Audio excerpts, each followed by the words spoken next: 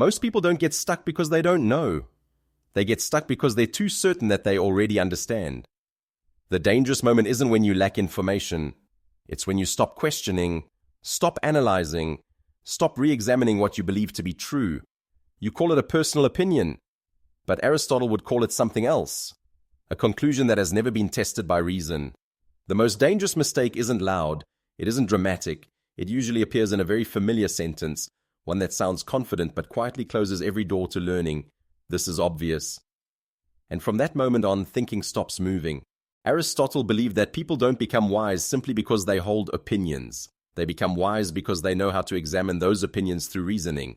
And here's the surprising truth. The feeling of certainty is not a sign of understanding. Very often it's a sign of lazy thinking. We're used to believing that mistakes come from a lack of information, and progress comes from learning more.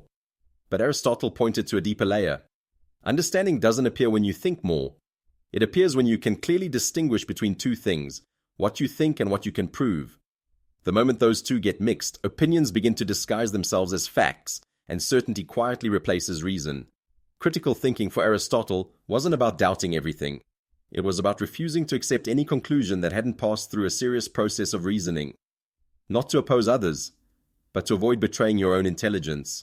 Aristotle laid the foundations of logic, and because of that, he never accepted an argument simply because it was what everyone knows. He didn't ask, how many people believe this? He asked different questions, harder ones and ones that require discipline. Is the premise solid? Is the reasoning consistent? And does the conclusion actually follow from the evidence, or is it just an emotional leap? In Aristotle's way of thinking, belief is not given priority. Familiarity is not protected. Only sound reasoning is allowed to remain. This isn't extreme skepticism. It's the discipline of intelligence. Many people only recognize the value of critical thinking when they look back at an old decision and ask themselves, too late. Did I reason this through, or did I just feel certain? Not because they lack intelligence, but because they skipped the most important step, examining the structure of their thinking. The feeling of certainty can be very convincing, but that feeling doesn't guarantee that the thinking beneath it is sound. That's why Aristotle left behind a remarkably clear filter, one that can be applied directly to modern life. Think of it as the Aristotelian critical filter. 3 questions to ask before you feel certain about anything. First, ask, what is the premise? Am I relying on real evidence or on a familiar assumption? Next, is the reasoning valid? Does this conclusion actually follow from the premise, or am I skipping steps because it feels right? And finally, the hardest question, what would prove me wrong? If you can't answer that question, this isn't understanding.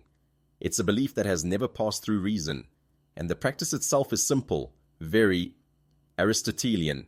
Today, choose one thing you feel very certain about yourself, about your work, or about someone else.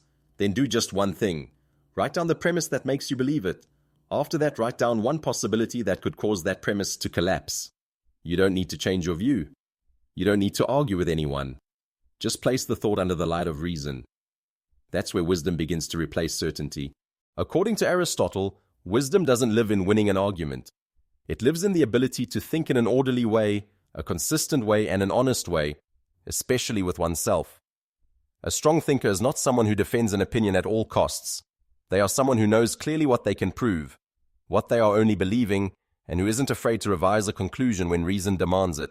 That isn't weakness, it's discipline. Critical thinking doesn't turn you into someone who doubts everything. It protects you from being led by false certainty, the kind of certainty that makes thinking stop too early. And it's precisely there that wisdom begins, when you have the courage to stop confusing certainty with truth.